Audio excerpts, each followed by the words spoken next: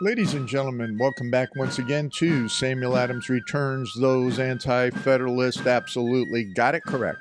And this is Tom Novolis, your host, and delighted to have you back once again to join me in walking through the mirrors of history and what is relevant for today. Just real quick as an introduction to today's discussion, if you will, or monologue, if you prefer, is that we are going to walk through history a little bit. We're going to walk through history in respect to something that was really on my mind in relationship to what I said I wasn't going to talk a whole lot about, and that is the invasion of Donald Trump's house and the privacy. But what I want to discuss is not the specifics of what occurred a week ago Friday, but more so the aftermath, some of the rumblings that have been going on, and take you back into a perspective of history in 1765, kind of tying courses of events and discussions together. And what really prompted this for me was an article that I came upon actually back on the 15th of August. And this article was in Breitbart, where Donald Trump warns about, quote, terrible things are going to happen, unquote, unless the political temperature cools. And then he blames the FBI for the raid that occurred, which, there's much coming out on this whole thing right now. And I think that the important aspect of it, as I work here a little bit, is that we need to clearly understand that nobody knows all the details, all right? So that's one thing for sure that I wanted to bring out. But in this, Trump takes and he makes a statement to this degree, is that there is great simmering anger. And then he wrote, apparently in his social media site, is that just left a large gathering of people, and they could talk about was the complete and total stranglehold that the radical left Democrats have over the DOJ and the FBI.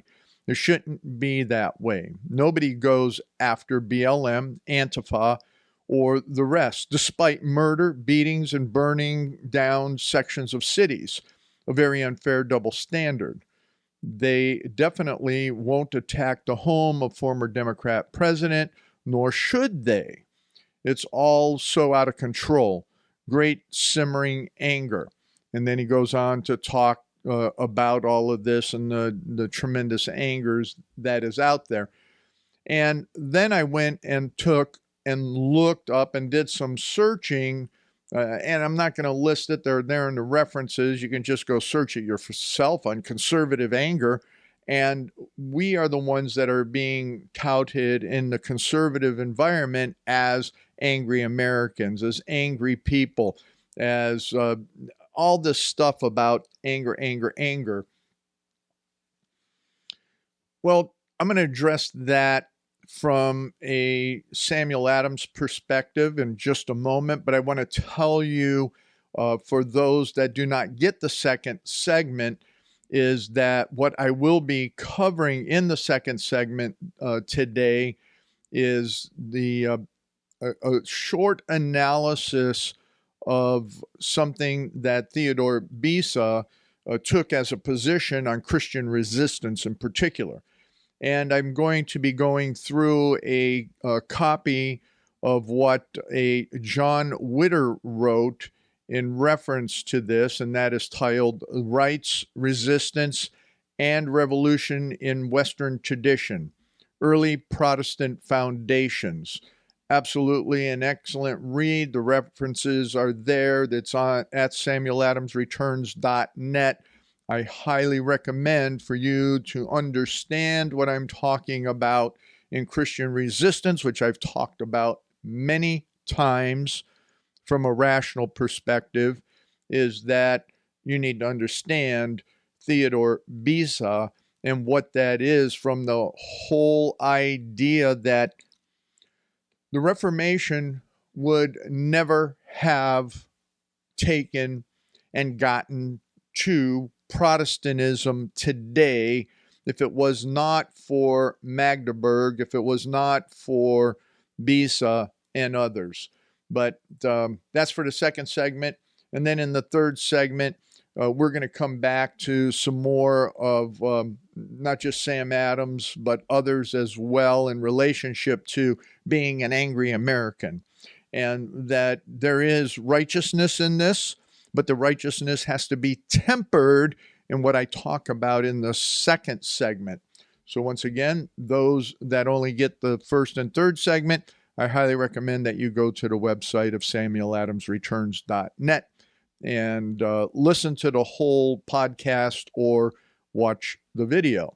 So with that, we're going to go ahead and move over to what Samuel Adams was engaged in at the time and what was the setting for everything that was going on relative to even now, today, and the anger that was built. So one of the key issues that came about was just on taxation. Now we're seeing in this new legislation that is established in reference to this I don't know, what are they calling it? I talked about it last week, the IRA, and that's supposed to be an inflation reduction, which we know it's not. We know that they're doing $80 billion for IRS agents and new IRS stuff, and so this overt taxation and the whole IRS that was never supposed to be a part of the federal government to start with. Everything that's going on is in violation of what we have from a constitutional perspective. And all these Congress people, even the Republicans that are saying that the conservatives don't understand the Constitution, well, I got to say, there's a lot that necessarily don't, but mostly those that are blabbing that are the ones that do not understand the Constitution. So what's happening here in history in 1765 is that the Stamp Act goes into place. It's all these written instructions, and it is focused on the commercial people. No different than this whole IRA thing with what they're blabbering about in relationship to taking and taxing the rich and taxing the corporations and all of that. Well, here you have it with the Stamp Act and saying that all business, all commercial activity is null and void unless executed on stamped paper or parchment upon which the duty was to be collected by the government officers. Now, that took effect in November of that year, but then the news, obviously, by the time it crossed the ocean, and that was April. Now, already in a Virginia resolve, the House of Burgess, drawn up by Patrick Henry, was sounding the alarm. It was trumpet tones is what's used in this. And then in Boston, the excitement was intense. And the whole province quickly in a blaze of resentment. Okay, nothing new. People's emotions take effect when their lives are being impacted by taxation or bad government policy.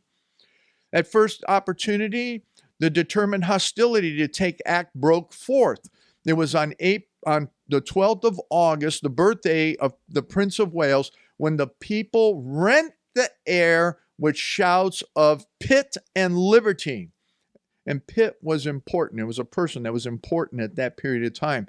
And the enthusiasm rising with the occasion, it was concerted to hang the appointed distributor of stamps in effigy. So they actually did things in effigy. They did that. They hung the collectors, okay? So then on the morning of the 14th, the stuffed figure of Oliver was seen dangling from the Liberty Tree, together with a large boot to represent Lord Bute, from the top of which peeped forth a head of horns intended to personify the devil. The authorities did not attempt to remove the effigies, for in the excited state, the popular mind, it was difficult to say how far the rage of the people might lead them. Now, this is when the Sons of Liberty come forth, and the Sons of Liberty, with whom the proceedings originate, kept the matter in hand. And the reason is, and we'll talk about it probably more so in the third segment, is Sam Adams with Jonathan Mayhew were the ones that contained the insanity, contained what Trump is talking about, he thinks he can do. But no, we need solid, believing local leaders to contain matters that could go out of control. But they need to contain it not just from a saying Bible words or scripture words. They need to say it with sound policy solutions. That's what Sam Adams talks about later. Now, as we continue on this, they are keeping it in hand. And then at the evening, the figure was cut down and carried in a procession through the town, borne on a bier. The multitude moved in perfect order. Now, listen, they moved in perfect order. Their route was lined with people, so the whole community of Boston came out. They passed through the town and under the council chambers where the governor and council were sitting, and they were yelling, "Liberty, property, and no stamps," were shouted, and the dignitaries heard it. The Sons of Liberty were preceded by some 40 or 50 tradesmen, decently dressed, and they whole body marched to King Street, where they demolished a frame which they believed the stamp distributor was building for an office. So they tore down the house where the tax collector was going to be. And then they proceeded to Fort Hill, where Oliver resided, and that was being the governor. And with fragments of the frame which they brought with them, they built a bonfire in which the effigies were consumed. Now, Governor Bernard with Lieutenant Governor Hutchinson fled to the castle for safety, and that was out on an island there. And Old Boston had rarely witnessed such a commotion. But the popular wrath did not end there. So it didn't end. And the nightfall of the 26th of August, remembering the agency of Hutchinson in subverting their liberties, subversion, and that's what's going on with everything in the Democrat Party and all of that. And I really am talking fast, and I have to apologize for that. A mob collected.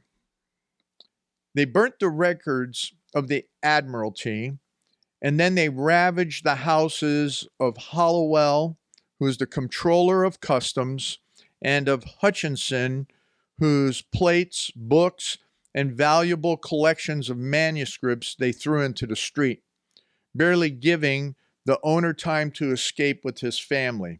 And then they utterly destroyed the interior of perhaps the finest private residence in all of the Massachusetts province. So I guess then we could say that Trump is talking about the potentials of what could happen with the anger that's out there. But what has been happening and has not occurred based on all of the evils over the last 80 plus years that have been perpetrated on the American people is one thing. People are stupefied, or actually they're stupid because they don't understand their constitutional rights and what that really means, and that the government is out of control. And two, they don't have political parties that will stand up in that truth of rights as well. So the potentials are for the outbreaks of lawless violence. And we're going to talk about this some more in the third segment in relationship to that. But Sam Adams, he was the one that called for peace. He wasn't the rabble rouser that the TV programs made him out to be. And that's what we should be calling for now, with solutions from the pulpits and with the political people that understand constitutional republicanism. So come on back for the second segment when Sam Adams returns.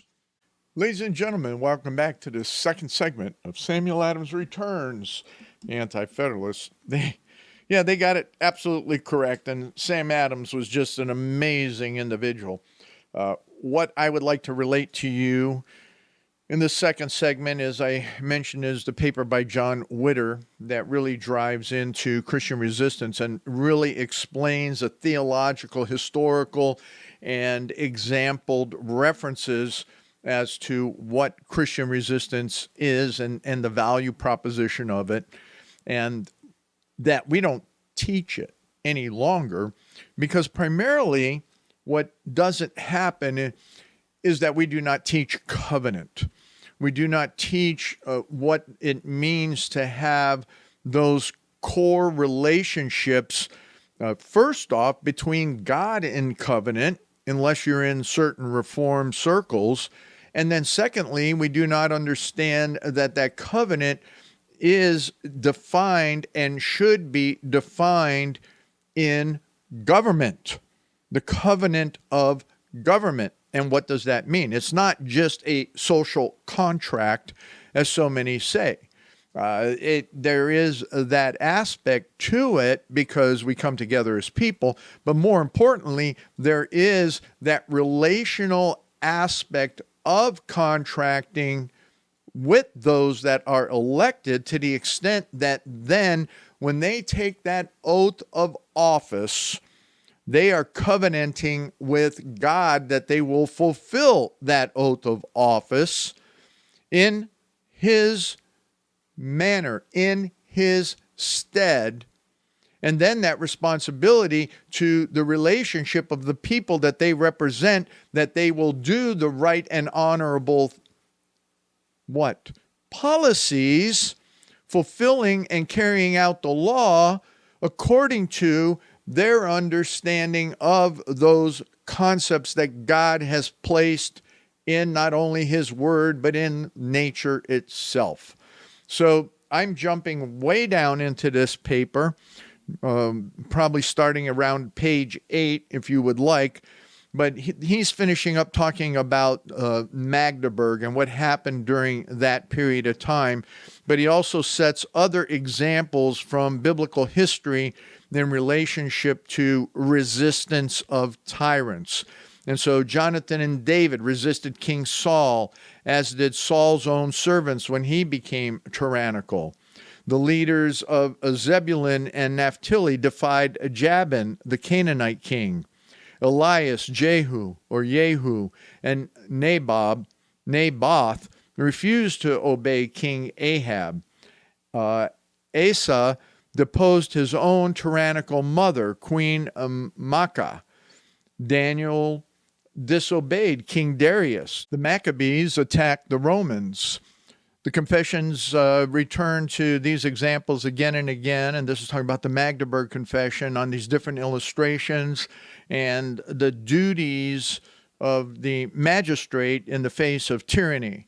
So there was a lot there in Roman history, and I don't want to take the time to go through it, but the bottom line is that in the Magdeburg Confessions, this is it, is that it underscored the universal and natural validity of the law of legitimate self-defense, defense of oneself and of third parties against attack, using force and violence when necessary, was a familiar legal doctrine of the European ius communum. So these are things that we don't understand, we don't teach. Oh, darn it.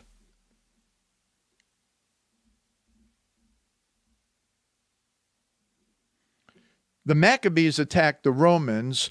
The confession, the Magdeburg Confession, continuously goes through everything and all these various examples of the duties in face of tyranny and what we need to stand up to resist tyranny. And in summary, what I want to go through, because I don't want to spend a lot of time here, is that in both the examples from religious and secular history, are summarized in underscoring, and Magdeburg underscores the universal and natural validity of the law of legitimate self-defense, defense of oneself and of third parties against attack, using force and violence when necessary, was a familiar legal doctrine of the European ius commune. Ius commune.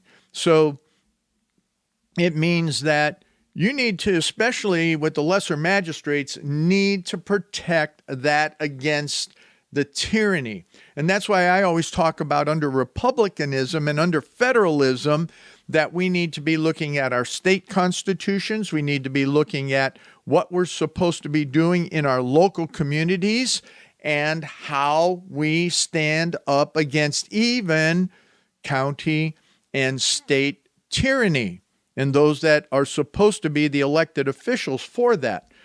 We don't do it. And the reason is we don't teach it to our politicians. We don't teach it in our schools, and it is not preached from the pulpits. So when magistrates exceeds their authority, the Magdeburg Confessions argue by analogy, he forfeits his office and becomes simply a private person, even elected. But there's mechanisms, and state constitutions define those mechanisms. So let's jump down, because I need to get down to Beza. We're about almost halfway through, but you got to get to this. Okay, so Beza was there. He basically took over for Calvin and what was going on, and he wrote a lot concerning the rights of rulers over their subjects and the duty of subjects towards their rulers. That is an interesting work to read, and you have to understand that what they're talking about here is that you're able to stand up against tyrants. Beza centered his legal arguments on a theory of political covenant. Political covenant. His argument, in a nutshell, was a Christian social and government contract theory. The political government of each community, he argued, was formed by a three-way covenant between God, the rulers, and the people. That's what our founders understood. They read Beza. Guess what? Sam Adams clearly understood covenant theology. He understood the covenant theory, political theory, and this is how he operates, because that's how the Puritans thought and operated. Now, obviously, we don't look at that as some of the foundational principles for our Constitution, and yet it is. Every time, as I mentioned before, every time a politician raises their hand and swears on a Bible, and I've taken you through that even with what our governor here swearing on, 12 Bibles or something, he is 12 times condemned in Ohio because he has not executed according to the covenant that he was elected to execute, and he has blasphemed God based on how he swore on that Bible to uphold the truths, the Constitution, and all that we need. So Beza talks about this, that it becomes that relationship with the rulers agreed that they will have that relationship by God in swearing an oath. The people agreed then to take and to exercise God's political will for the community by electing and petitioning their rulers and by honoring and obeying them, so long as the rulers honor God's law and protect the people's rights. Huge aspect to discover. If the rulers, in turn, violate the terms of the political covenant and become tyrants, they could be properly resisted and removed from office. And he even talks about sentenced to death in extreme cases. Constitutionally, we don't do that unless it's treason. The power to resist and remove tyrants, however, lay not with the people. So pump the brakes, folks. And what Trump was talking about and everybody getting angry and their, hair on fire, it stands with, and the responsibility is with the representatives, the lower magistrates who were constitutionally called to organize and direct the people in orderly resistance to tyrants. Now, if they need help, that's what we're supposed to do. That's the general population. So Beza sought to balance the divine and popular sovereignty, while the power that are ordained by God, they are elected by the people, who as God's image bearers on earth, we the people act on God's behalf, those that were elected, and exercise God's sovereignty in choosing or consenting these rulers, that being the actions of the people. So we have a right to vote, and we should vote according to our conscience, but more so, we need to vote people that will fulfill what? The political covenant that is established in a manner that, well, I got to stop. People don't understand it. So Beza, he took and he really went through this whole writing on looking at the people either elect or consent to political rulers. He develops that. And he develops it very well, historically, biblically, and so forth. And Beza called the oath that is sworn a ceremony of liturgy of the political covenant. People don't even think about that anymore. Preachers don't. Colleges don't. Oh my goodness, it's just a total mess. Anyway, what we have to look at is that Beza also talks about lower magistrates who together provide that buttress against tyranny and a buffer between the supreme magistrate and the people. That's what they're supposed to do. Now, like the supreme magistrate, each of these lower magistrates swore a political oath that bound them to, quote, the protection and defense of the kingdom, each in accordance with his own office. Now, there's another group of magistrates that were more the Democratic representatives, because the upper ones would be like the Senate, then there's the House, or all the lower magistrates that would be at the county level, and they represent the interest of the people in total. And they were given consent to, and they consent to follow through with the laws on behalf of the people, ensure that people understand it. But they are also supposed to stand up against tyranny. You see? So this is the whole thing that we have, but we have it all messed up. People don't understand it. And as a result, we have this commentary by President Trump, former President Trump, in relationship to everybody being mad out there, being upset. And we're going to come back to that in the third segment and what happened in Boston just in 1765 alone. Now, what is going on here with Beza is that the three-way political covenant is mutual obligations on God, the rulers, and the people. We have to follow through on this. And he sources it not just what the New Testament says, but the Decalogue. What was it in the two tablets that set constitutional foundations of the Commonwealth of Israel in place? And where was it, as I always talk about, establishing that what was in the first tablet, the first 5 commandments, and then in the second, the last 5 commandments, and how does that fit together?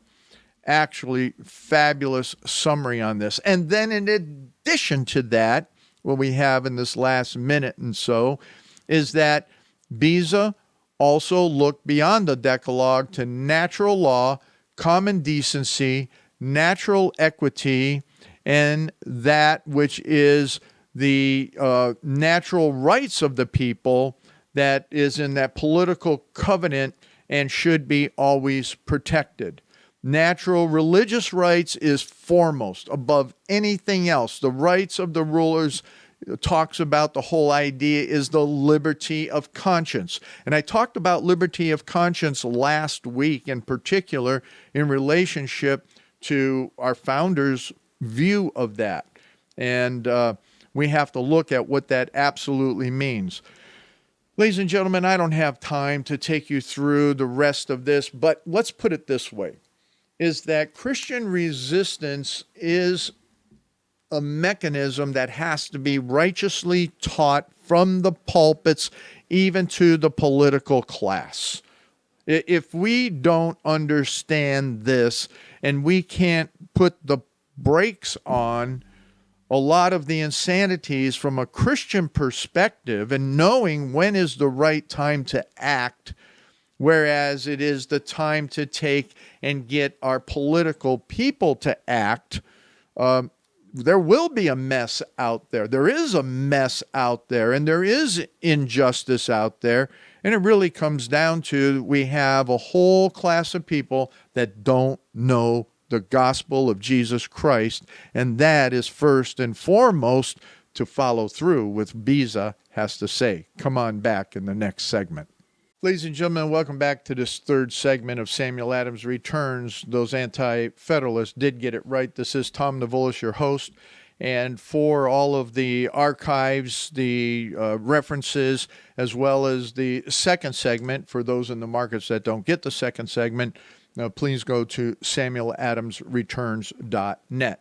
I just wanted to do a quick finish up here on Theodore Beza and what he's talking about on the political contracts and covenants, political covenants in particular, is that you have to understand that like private contracts, political covenants must be entered into voluntarily and not through force, fear, or fraud. And you see, that's what we have going on right now with the political class in the federal government, and especially this Biden administration, is they're using force through money. They're using force through all of the political arms of the departments that are mostly unconstitutional. And then they're using fear, such as in COVID and all of these monkey nonsense, monkey shines. And then they're using fraud, and the fraud being the national religion of environmentalism and even the, what are they calling that, IRA, that act that they just passed for, all these billions of dollars. That's fraud. And so by definition, therefore, magistrates who come to power by conquest, usurpation, or through fraudulent means are presumptively not legitimate authorities. Wow. Voter fraud. Anyway, I could go on. There's so much more that we have not taught from our pulpits.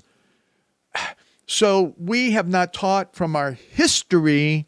So that's why we have a duped communist infiltration and a population of what a lot of people call as leftist.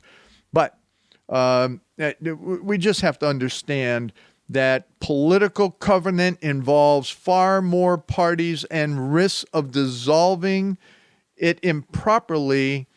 They're far higher. Those risks are higher of dissolving the tyranny, going after it. So, I take into account what we started with the article regarding Donald Trump's statement on helping to cool the jets out there. Yeah, we have a lot of upset people, but they don't understand what righteously being upset is all about. And the reason they don't is because they haven't been taught righteous anger. They don't understand it. Because most of the pastors out there don't understand it either. So with that, I do want to take you, I could just keep going on what Witter has to say here, but you know what? I'm going to leave it to you to go and read this on your own. At samueladamsreturns.net is the link and the references to get this. But let's just put it this way, is that Beza set out a hierarchy of political abuses escalating to tyranny to which the lower magistrates must respond.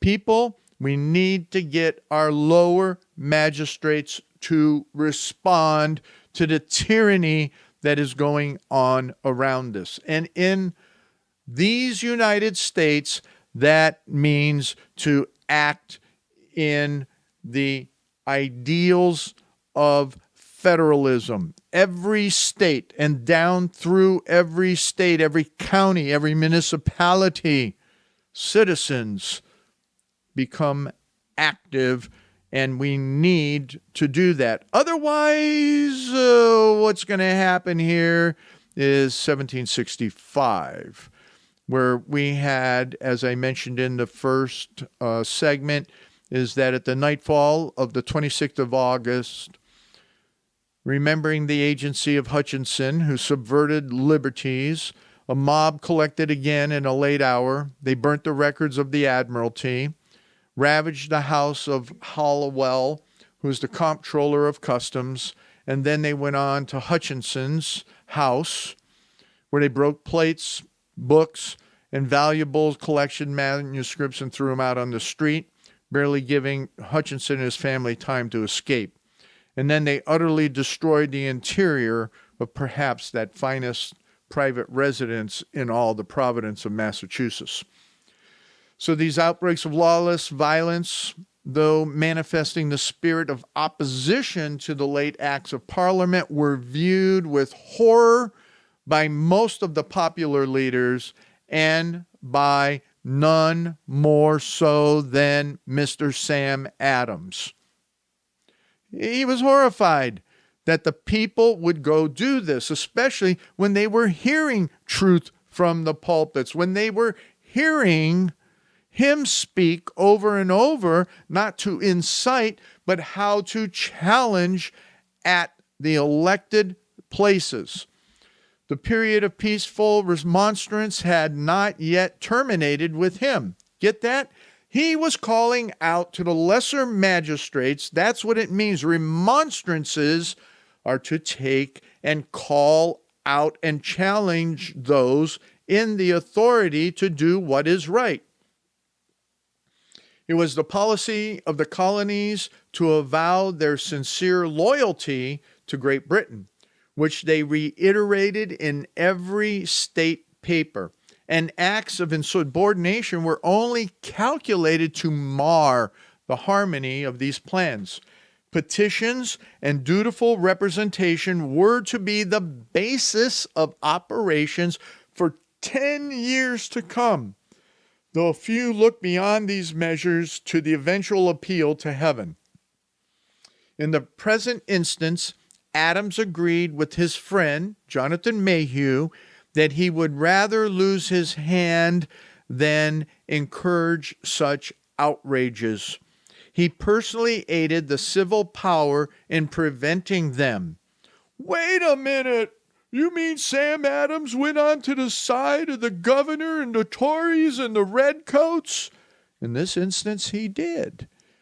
He aided the civil government to prevent the outrage. Maybe that's what Trump offered to the DOJ. Trump offered his hand to take and quell the potentials of violence. Wow. I'm not saying that Trump's anything like Sam Adams, but I'm going to tell you that is the right way to do it. So he saw no impropriety, however, in the earlier portions of the proceedings, August 14th, when the tradesmen marched in procession and hung stamp distributors in effigy, believing that when loyal petitions were unavailing, such an orderly and unanimous demonstration was the only legal method to advise the authorities of popular feelings. So large gatherings, January 6th, in my opinion, was the right thing to do. The few that were either tempted to go inside or were disruptors stupid enough to go inside the Capitol, they needed to get their hands slapped, not get thrown in prison. It was stupid. And we saw injustice by virtue of what some TV personalities, people allowing to run around inside of Congress and get their hands slapped. But to do what happened on January 6th, according to Sam Adams, was absolutely proper. A town meeting was summoned early on the following day, at which the last night's proceedings, so that of the 26th, on the 27th was this meeting, the proceedings were condemned from that night, the riotous activity, and a series of resolutions adopted desiring the selectmen to suppress the like riots for the future, and pledging the aid of the people to preserve order. All right, patriots, I am calling out to you directly, and then I'm calling out to pastors directly. I'm calling out to patriot lower magistrates directly. You need to preserve the order, but you need to allow the people to gather, and you need to allow the petitions to go forward, but more so, you local leaders, you there in the counties and at the state level, even the governors need to resist the tyranny that is coming from the federal government. That is your duties before God. We, the people, will preserve good order.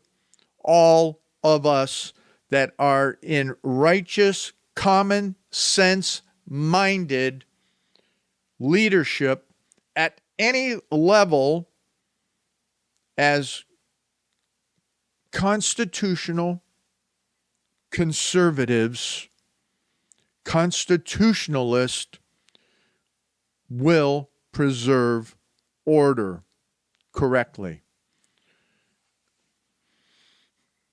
But as Adams referred to this riot, particularly apprehending its evil effects against the efforts which were making and being made in behalf of the providence, here's what he said. As the Stamp Act had given the greatest uneasiness even to the most judicious men of the colony, to be wondered at that among the common people such steps should be taken as could not be justified, it being frequent in populous towns when grievances are felt. This had been the case in Boston, where the people had shown their resentment in such a way as were not uncommon elsewhere. And then the proceedings he denounced as high-handed outrages, of which the inhabitants immediately, at their meeting called for the purpose within a few hours after the perpetration of the act, publicly declared their detestation. All was done the day following that could be expected from an orderly town by whose influence a spirit was raised to oppose and suppress it. Ladies and gentlemen, you have to understand that the Sons of Liberty seems to have originated either immediately after the arrival of the news from England that the Stamp Act and laws, or about that time, the August riot. But the fact of the matter is they did not. You got to understand that. It wasn't with the Sons of Liberty. They became organized as a great society. You know, we have so many political groups out there right now. They're not organized, quite frankly. We do have in Ohio, the Ohio Freedom Action Network that is trying to help facilitate a number of the activities together. But one thing is for sure true, as was said by a leftist Republican, is that Republicans can't come together. Conservatives can't come together in single-issued ideas. Patriots, man, I've been doing this stuff, since 2010 and earlier, but in the modern day patriot movement, and you can't get your act together out there. So 2 things that I have to ask you in this last minute or so is, number 1, get everybody to cool their jets.